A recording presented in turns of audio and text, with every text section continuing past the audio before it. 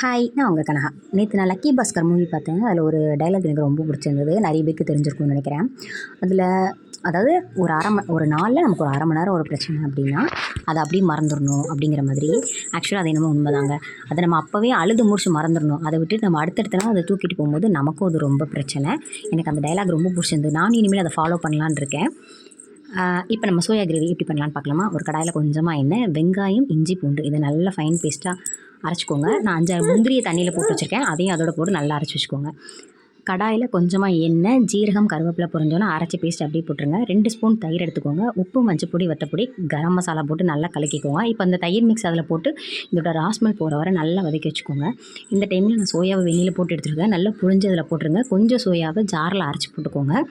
நல்லா வத்த விடுங்க, கொதிக்கணும். ஃபைனலாக மல்லியில் தூவி இறக்கணும் அப்படின்னா நம்மளோட சோயா கிரேவி ரெடி. மறக்காமல் ட்ரை பண்ணி பாருங்கள். சப்பாத்திக்கு, ரச சாதத்துக்கு செம்ம காம்பினேஷனாக இருக்கும்.